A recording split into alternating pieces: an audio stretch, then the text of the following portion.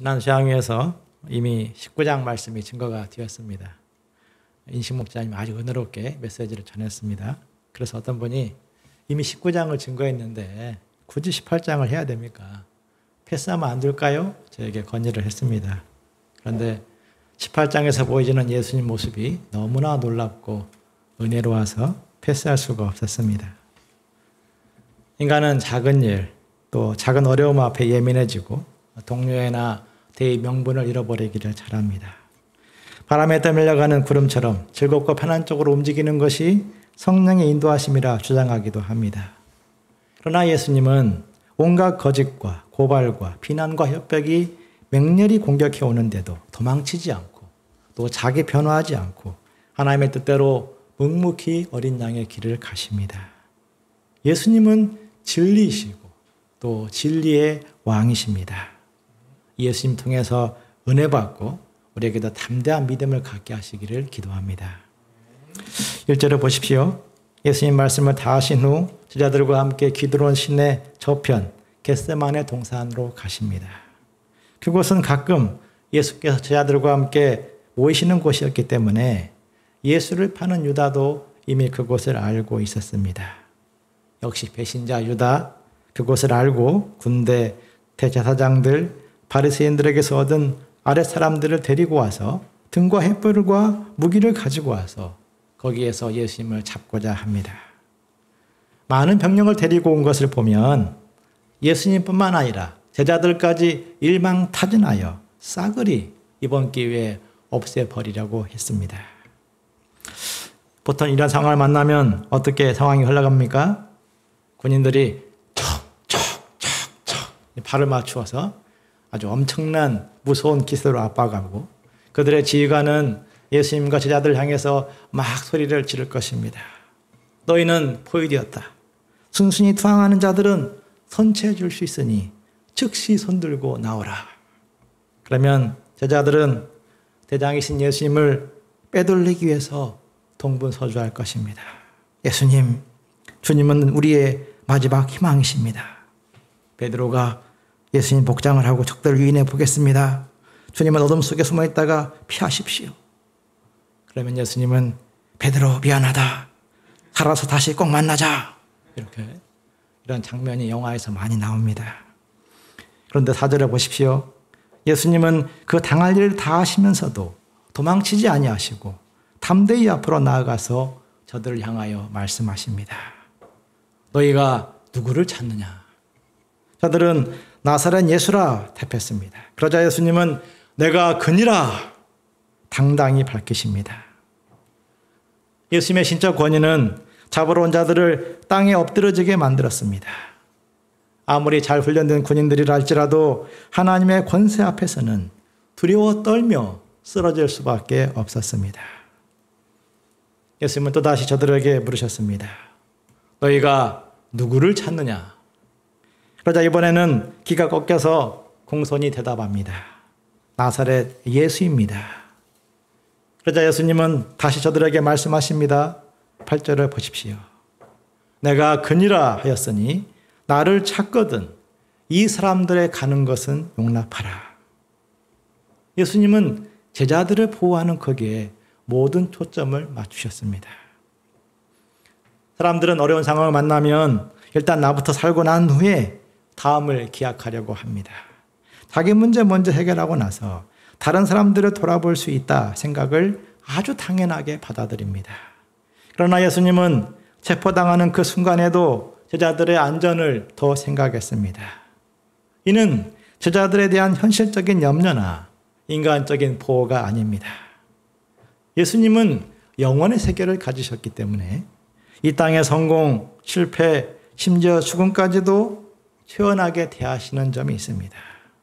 지금 제자들 나중에 다 순교합니다. 초대교회의 많은 성도들도 순교했습니다. 다만 지금은 제자들을 보호하는 것이 하나님의 뜻임을 아셨기 때문입니다. 9절을 같이 읽어보시겠습니다. 시작. 이는 아버지께서 내게 주신 자 중에 하나도 잃지 아니하였사옵니다 하신 말씀을 응하게 하려 함이니라. 제자들이 언젠가는 모두 순교하겠지만 지금은 잃지 아니하고 하나님의 나라의 구성 역사의 계승자가 되는 것입니다. 예수님이 죽으시고 아버지에게로 돌아가시면 제자들은 예수님의 뒤를 이어서 유대와 사마리아와 땅끝까지 복음을 전해야 됩니다. 그를 위해서 하나님 말씀대로 지금은 보호되어야 합니다. 하지만 베드로는 예수님과 달리 눈앞에 닥친 상황에 두려워하고 휘둘리기 시작합니다. 10절에 보십시오. 베드로가 검을 빼내어서 대제사장의 종 말고의 오른쪽 귀를 베어버렸습니다. 베드로는 제자들 가운데 유일하게 용감한 행동을 했는데 예수님은 베드로를 칭찬하지 않습니다. 11절을 같이 읽어보시겠습니다. 시작. 예수께서 베드로더러 이르시되 칼을 칼집에 꽂으라. 아버지께서 주신 잔을 내가 마시지 아니하겠느냐 하시니라. 베드로가 왜 칼을 휘두른 것입니까? 물론 예수님을 사랑했기 때문이고 또 예수님을 잡으러 온 자들에 대해서 분노했기 때문입니다. 그런데 베드로의 전공 분야는 검이 아닙니다. 그물입니다. 또 어부, 노를 젓는 것입니다. 그는 예수님을 배에 태워서 바다로 도망치는 일이라면 익숙했겠지만 칼 쓰는 분야에서는 무지했습니다. 지금 칼을 뽑는 것이 전혀 도움이 되지 않는다는 것을 뻔히 알면서도 그가 칼을 뽑아둔 이유는 지금 상황이 너무나 두려웠기 때문일 것입니다. 그는 어려운 날이 닥쳐올 것이라는 예수님 말씀을 듣고도 미리 마음 준비를 하지 않았습니다. 기도해야 될 때 잠만 자다가 막상 일이 당하자 두려움과 인간적인 혈기로 막 이렇게 칼을 뽑아서 휘두른 것입니다. 예수님은 칼을 칼집에 꽂으라 말씀하십니다. 예수님은 이전에도 하나님께서 주신 잔을 마시겠다고 말씀하셨고 지금도 막상 일을 당한 지금도 마시겠다 말씀하십니다. 예수님은 붙잡히고 고문당하고 죽임당한 후에 살아나야 되는 그 하나님의 정하신 코스를 거부하지 않고 있는 그대로 받아들이십니다. 과정이 힘들다고 뒤엎지 아니하시고 하나님의 정하신 루틴을 따라서 그대로 움직이시자 결단하십니다. 검은 불안과 두려움으로 혈기를 부리는 베드로의 스피릿을, 잔은 하나님의 뜻을 따라 죽음까지도 받아들이는 예수님의 스피릿을 대표합니다. 검은 조급함을, 잔은 인내를 대표합니다. 대부분의 사람들은 평소에는 잘하다고 이 길을 만나게 되면 평소에 하지 않던 검을 뽑아듭니다. 조급함으로 마구마구 혈기를 부리다가 수습하기 더 어려운 악수를 둡니다.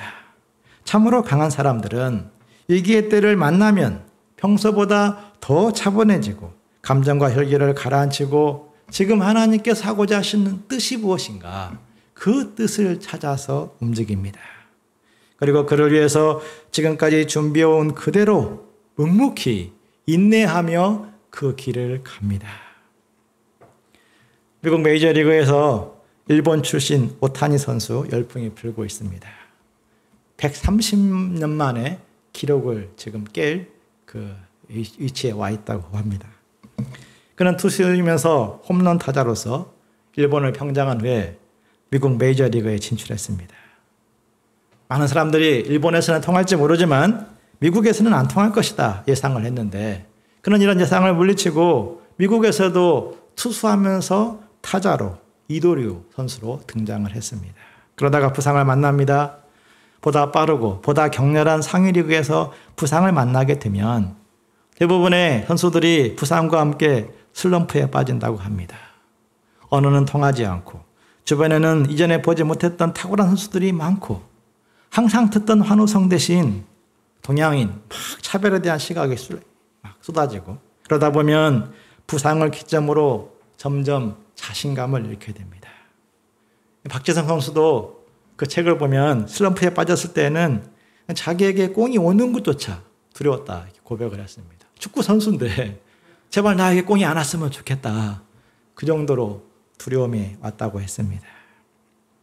염려와 두려움, 의심이 찾아오면 훈련에 몰입하기가 어렵게 되고 그렇게 조금씩 악순환을 거치다 보면 무너지게 되고 더 자신감을 잃게 되는 그런 악순환에 빠지게 됩니다. 천재적인 재능을 가졌음에도 유럽이나 미국에서 성공하지 못하는 가장 큰 이유가 여기입니다. 이 재능이 아니라 그 마음의 두려움과 압박을 물리치지 못하는 것입니다. 슬럼프를 빠져나오는 가장 중요한 이유는 힘든 시기에도 정해진 그대로 훈련하는 것입니다. 정말 힘든데 그냥 정해진 대로 재활의 과정을 거치고 또 회복의 과정을 거쳐서 하나하나 그 과정을 그냥 따라가는 것입니다. 그렇게 넘어서게 되면 어느 순간부터 다시 이전에 그 폼이 나오고 재능이 회복이 된다고 합니다. 오타니 선수의 위대한 점은 그러한 고비를 넘어섬으로써 다시금 자기에게 있던 재능을 발휘하기 시작한 것입니다. 그래서 재활을 아는 사람들은요, 재활을 과정을 거치고 다시 이렇게 복귀했을 때, 저 선수 위대하다. 그 자체가 위대하다 인정을 하게 된다고 합니다. 오늘은 광복절입니다. 우리가 일본 지하에서 벗어나지 못했더라면, 광복이 되지 못했더라면 지금 우리는 어떠한 모습으로 살고 있겠습니까? 아마 후쿠시마 수산물이 학교 급식으로 강제 배식되는 그런 시대를 살고 있을지 모릅니다. 독립을 위해서 이름도 없이 빛도 없이 수고한 분들에 대해서 우리는 깊은 감사를 드려야 됩니다. 조선 독립운동사를 보면 1930년대 후반, 그때 독립운동을 한 사람들에게는 가장 아무런 시기였다고 합니다. 그때가 언제냐면 일본이 태평양 전쟁을 일으킨 시기입니다. 전지적 시점에서 본다면 그 태평양 전쟁을 일으킨 것이 패망의 길로 접어드는 악수였죠. 하지만 당시에는 도대체 일본이 얼마나 강하면 이제 중국과 동남아를 넘어서 어떻게 미국과 전쟁을 벌일 수 있는가. 일본은 점점 온 세상을 향해서 나아가는 것 같고 독립은 점점 멀리 이렇게 느껴지게 된 것입니다. 세간의 존경을 받던 많은 엘리트들이 일제의 회유와 압박을 버티지 못하고 친일로 넘어갑니다. 반면 지금까지 해오던 그대로 독립운동의 잔을 마시는 사람들이 있었습니다. 학생들을 가르치는 사람은 계속해서 학생을 가르치고 독립운동을 지원하는 사람들은 계속해서 지원해주고 총을 들고 싸우는 사람들은 계속해서 끝까지 싸우는 그런 사람들이 있었습니다. 그렇게 끝까지 잔을 마시는 자들이 있었기에 오늘 광복의 날을 맞이하게 된 것입니다. 지난주 여름 수양에 우리는 모두에게 많은 감동을 주고받았습니다. 폭염이 세상을 뒤덮고 있었지만 우리는 메시지와 특강과 심포지엄과 각종 찬양을 통해서 위로부터 오는 진리의 기쁨을 누렸습니다. 코로나는 세상을 향해서 아무것도 할 수 없다. 세상을 막 짓누르고 그런 메시지를 끊임없이 보냈지만 지금까지 해오던 그대로 수양일을 준비하고 기도하고 수고한 모든 분들의 믿음을 받으신 역사입니다. 세상이 힘들수록 특별한 무엇으로부터 희망을 찾기보다도 하나님이 나에게 주신 잔을 묵묵히 마시는 거기에서 위대한 새 역사가 시작이 됩니다. 하나님은 그들을 통해서 당신의 영광을 드러내시는 분이십니다. 우리가 당장의 두려움과 불안으로 검을 뽑기보다도 하나님이 나에게 마시라고 하는 잔을 마셔갈 수 있는 그 길을 갈 수 있는 믿음을 주시기를 간절히 기도합니다. 12절을 보십시오.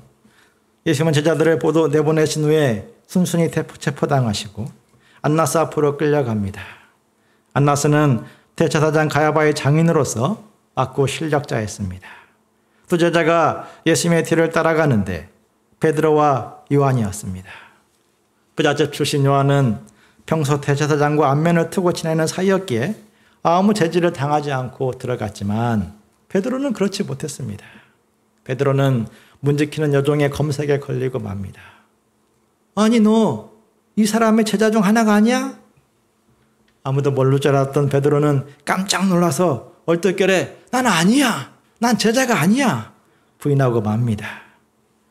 입구에서부터 예수님을 부인했으니 3번 부인하게 될 것이라는 예수님 말씀을 기억하고 지금이라도 즉시 그곳을 떠나야 했습니다.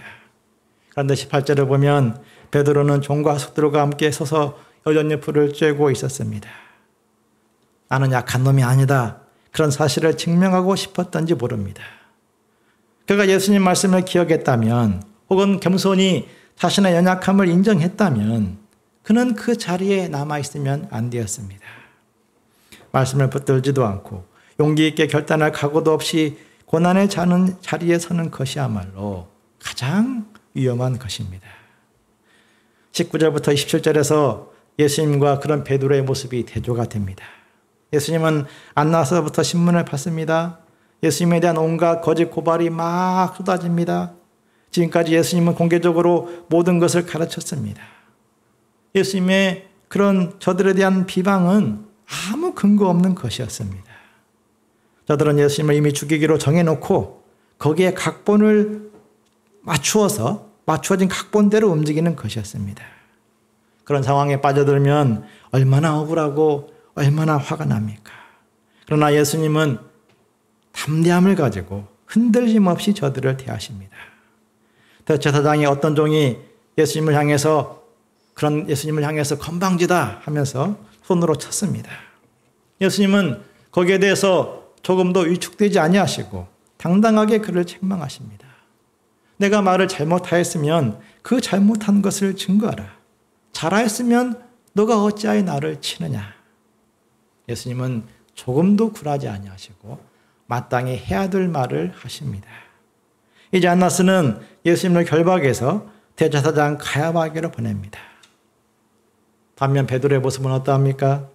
신문 받는 예수님처럼 베드로 또한 주변으로부터 이제 공격을 받기 시작합니다. 25절에 보십시오. 베드로가 불을 쬐고 있는데 사람들이 묻습니다. 너 그 예수 제자 같은데? 베드로가 신경질적으로 반응했습니다. 나는 그 제자가 아니라고요. 나는 아니야.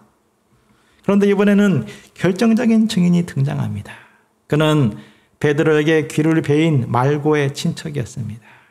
그는 검으로 친척에게 상처를 입힌 베드로의 얼굴만큼은 확실하게 기억하고 있었습니다. 너가 그 사람과 함께 동산에 있는 것을 내 두 눈으로 확실히 보았다고. 더욱 덥수룩한 수염, 그 무식해 보이는 얼굴, 딱 그 사람이구만. 이렇게 탁 찍어서 말을 했습니다.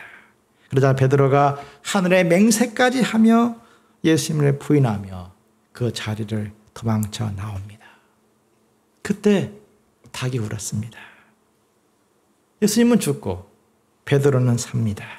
하지만 예수님에게서는 빛이 나오고 베드로에게서는 슬픔이 나옵니다. 28절에 보십시오. 예수님은 이제 총독에게 끌려갑니다. 때는 새벽이었는데 유대 지도자들은 빌라도의 관정에 들어가지 아니하고 관정 밖에서 재판하기를 요구합니다. 이방인이 묵는 곳에 들어가면 부정해진다는 생각 때문이었습니다. 하루 살리를 걸러내고 낙타를 삼킨다는 말씀처럼 그들은 죄 없는 예수님을 죽이는 것에 대해서는 조금의 가책도 느끼지 않으면서 작은 규례 하나 지키는 것에는 철저히 몰입합니다. 그들은 한 목소리로 예수님을 고발했습니다. 예수는 가이사에게 반역했습니다. 물론 저들의 고소는 아무런 근거를 갖지 못했으며 빌라도는 시기심 때문이었음을 잘 알고 있습니다. 이에 똑똑한 빌라도가 발을 빼고자 합니다. 너희들끼리 알아서 해결하라. 빌라도가 진리에 선 총독이었다면 그는 사실 안나스와 가야바를 불러서 책망해야 했습니다. 하나님을 믿는다고 하는 자들이 어찌 이리 위선적인가, 하늘 무서운 줄 알고 그만 돌아가라, 이렇게 책망해야 했습니다. 하지만 빌라도의 비겁함을 눈치챈 유대인들은 그런 빌라도의 모습을 보고 물러서지 않고 드디어 빌라도를 집요하게 공격하기 시작합니다. 우리에게는 사람을 죽일 권한이 없습니다. 유대인들도 예의적이기는 하지만 사실 사형 집행권을 가지고 있었습니다. 스데반을 돌로 쳐 죽인 그 사건이 대표적인 예입니다. 그럼에도 불구하고 저들은 굳이 빌라도의 손을 빌어서 예수님을 죽이려고 합니다. 이는 백성들 가운데 예수님을 따르는 자들이 많았기 때문입니다. 이방인의 손을 이용하면 백성들의 비난이 자기들에게서 비켜갈 것이라는 이런 간교한 노림수였습니다. 그들은 진리를 사랑하지도 않았고 자기의 유익을 위해서 타인을 교묘하게 죄에 끌이는 악을 범했습니다. 하지만 이는 이방인의 손에 죽임당할 것이라는 예수님 말씀대로 이루어지는 결과를 만들었습니다. 세상은 겉모술수를 꾸미는 자들에 의해서 움직여지는 것 같은데 그들보다 몇 수 위에 하나님 말씀이 있습니다. 33절을 보십시오. 빌라도가 무리들의 소밀에 떠밀려서 다시 관정으로 들어가서 예수님을 신문합니다. 너가 유대인의 왕이냐? 그러자 예수님이 오히려 빌라도에게 되묻습니다. 이는 너가 스스로 하는 말이냐? 다른 사람들이 나에 대해서 내게 한 말이냐? 예수님을 제대로 알고 싶은 소원으로 질문한 것인지 만약 그렇다면 온전히 가르쳐 주겠다는 말씀입니다. 빌라도는 예수님을 죄인으로 취급하지만 예수님은 빌라도를 양으로 대하고 계신 것입니다. 물론 빌라도의 질문은 영적 소원이 아닌 총독으로서의 업무 처리를 위한 형식적인 질문입니다. 그럴지라도 예수님은 빌라도에게 예수님의 나라는 세상에 속하지 아니하였음을 분명히 증거하십니다. 예수님의 나라는 구원과 평강을 주고 영생을 주는 나라입니다. 빌라도가 세상 나라의 그 한 분깃을 차지하고 있다고 해서 거기에 자족하지 말고 예수님의 나라에 대해서 관심을 갖고 그 나라에 들어오기를 원하시는 마음입니다.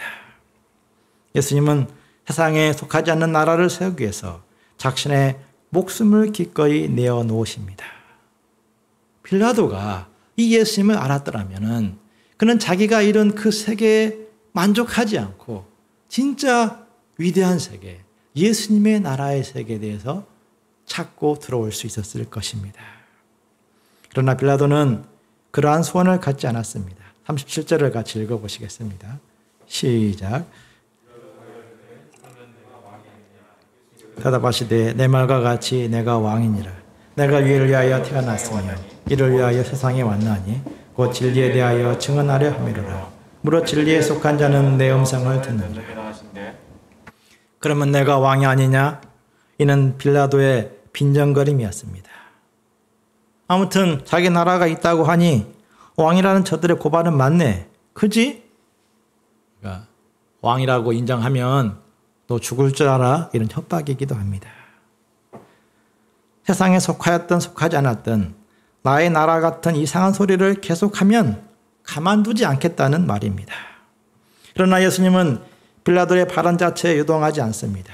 오히려 내 말과 같이 내가 왕이니라 말씀하십니다. 빌라도 앞에서 왕으로 선언하신 예수님 모습이 참으로 놀랍습니다. 이는 나는 반역죄인 맞습니다. 이런 자백으로 들릴 수 있기 때문입니다. 그럴지라도 예수님은 내가 왕이다 선포하기를 주저하지 않습니다. 예수님의 겉모습은 왕이 아니라 피의자, 죄수입니다. 오히려 총독 빌라도가 왕의 위치에 가깝습니다. 당시 현장에서 예수님 말씀을 들었다면 예수님 대답에 많은 사람들이 기가 찼을 것입니다. 동족에게 미움받고 제자에게 배신당하고 다른 자들은 다 남김없이 도망치고 외국인에게 끌려와서 재판을 받는 사람이 무슨 왕입니까? 그러나 진리에 속한 사람은 이 예수님에게서 왕의 모습을 봅니다. 세상에 이처럼 위대한 왕이 없다는 것을 압니다. 이 왕, 하나님이 정하신 그 길을 가는 점에서 세상의 어떤 압박과 상처에도 굴하지 않습니다. 세상의 어떤 왕이 권력 앞에서 피곤해지지 않을 수 있고 진리의 길을 갈 수 있습니까? 세상의 어떤 왕이 자기 백성을 위해서 기꺼이 목숨을 내어놓을 수 있습니까? 세상의 어떤 왕이 수많은 상처와 배신과 조롱에도 두려워하지 않고 그 길을 갈 수 있으며 죽음이 다가와도 떨지 않으며 죄와 죽음으로부터 그의 백성을 해방시켜 줄 수 있습니까? 예수님은 자기 백성을 살리기 위해서 기꺼이 자신을 죽이는 길을 갑니다. 억울함을 뒤집어쓰고 대신 저주를 받고 배신을 뒤집어쓰고 대신 끔찍한 형벌을 당합니다. 당장의 유불리보다도 세상 분위기를 따라 움직이지 아니하고 하나님의 뜻을 따라 움직이십니다. 그것은 끔찍한 고통을 가져왔고 죽음을 불러왔습니다. 그럴지라도 순종의 길을 가십니다. 예수님은 진리의 왕이십니다. 우리의 경배와 진심을 다 드려 섬겨도 아깝지 않는 왕의 왕이요 주의 주이십니다. 예수님은 구원의 왕이시고 평강의 왕이시고 사랑의 왕이시고 겸손의 왕이십니다. 예수님은 이 땅에 진리를 심고 진리를 전파하고 진리의 왕국을 세우기 위해서 오셨습니다. 하지만 세상은 예수님을 알지 못하였고 자기 먹상은 배척했습니다. 그럴지라도 예수님은 그 말씀대로 그리스도의 길을 가셨습니다. 십자가 죽음으로 죄 문제를 해결하시고 사흘 만에 부활하심으로 죽음을 이기십니다. 사탄의 머리를 박살내심으로 창세 때부터 준비되어 온 하나님의 구원 역사를 이루십니다. 이 예수님을 누가 왕으로 알 수 있습니까? 누가 예수님 말씀이 진리임을 알 수 있습니까? 37절을 다시 한번 보겠습니다. 진리에 속한 자가 예수님을 왕으로 만나고 진리에 속한 자가 예수님 말씀이 진리임을 알게 됩니다. 많은 사람들이 예수님을 알기 원하고 예수님의 음성을 듣기 원합니다. 예수님의 도우심을 받기 원합니다. 그런데 정작 진리에 속하려고 기도하지 않습니다. 세상의 소리에 마음을 빼앗기고 세상의 흐름에 몸을 막 맡기고 있는데 그런 자신을 돌아보고 돌이키려고 하지 않습니다. 진리에 속하지 않으면 말씀을 듣고 기적을 체험하여도 왕의 음성이 들리지 않습니다. 하나님의 수많은 도움의 손길에도 불구하고 그 주님의 인도하심을 따라갈 수 없습니다. 이는 요한복음에서 반복적으로 나오는 메시지입니다. 예수님이 38년 된 병자를 고쳐주셨을 때 유대인들은 감동을 받고 하늘로부터 오신 분으로 영접하기는커녕 안식일을 어겼다며 분노했습니다. 예수님이 오병이어로 5,000명을 먹여주었을 때 저들은 영생을 말씀하시는 예수님을 배척하고 또다시 떡을 먹여주지 않는다며 비난하며 떠나갔습니다. 그들은 진리 대신 경제 문제에 속한 자들이었기 때문입니다. 진리 대신 전통에 속하고 진리 대신 사람에 속한 자들이기 때문입니다. 예수님이 나사로를 살렸을 때 유대 지도자들은 예수님을 죽이고자 더욱 결심했습니다. 그들은 진리가 아니라 시기심과 권력에 속했기 때문입니다. 진리에 속했다는 것은 하나님 말씀을 있는 그대로 받아들이는 것입니다. 조금 앞에서도 사라지지 않는 영원한 것을 찾는 것이고 오늘 먹고 사는 문제를 해결한 것으로 끝나지 아니하고 고결하고 아름다운 가치를 찾기에 힘쓰는 것입니다. 그런 자들에게 예수님 말씀은 왕의 음성으로 들리게 됩니다. 예수님의 십자가는 가장 위대한 왕의 모습임을 깨닫게 됩니다. 우리 시대는 육신주의, 물질주의 시대입니다. 지금 즐겁고 지금 부와 자유를 누릴 수 있다면 무엇이든지 오케이 하는 그런 시대입니다. 그러나 나의 진심과 열정을 바쳐 경배하고 순종할 대상이 없다면 그 인생은 막막하고 허무한 인생이 되어버립니다. 박모세 목자님은 지난 특강에서 무엇이 되기보다도 어떻게 살 것인가를 놓고 생각하는 것이 중요하다 강의했습니다. 그렇지 않으면 성공의 정점에 이룰지라도 meaningless 탄색하게 될 것이라 말씀했습니다. 우리가 진리를 찾고 진리에 속한 삶을 사는 것이 왕이신 예수님을 만나고 예수님으로부터 오는 하늘의 축복을 누리는 비결입니다. 예수님은 우리의 왕이십니다. 내 말과 같이 내가 왕이니라. 예수님은 놀랍고 위대한 신비로우신 분이십니다. 요한복음을 통해서 드러난 예수님은 세상의 어떤 위인보다 차원이 다른 분이십니다. 우리가 예수님의 음성을 듣기를 간절히 소원해야 되겠습니다. 우리가 매 순간 내가 하나님의 말씀 앞에 진실하게 서고 있는가 돌아보고 진리에 속한 자가 됨으로써 예수님을 새롭게 만나고 예수님의 모습이 왕의 모습이 되어서 나의 심령을 강하게 하고 내 영혼을 더욱 힘있게 하시기를 기도합니다. 우리에게 이 모든 믿음을 주시기를 간절히 기도합니다.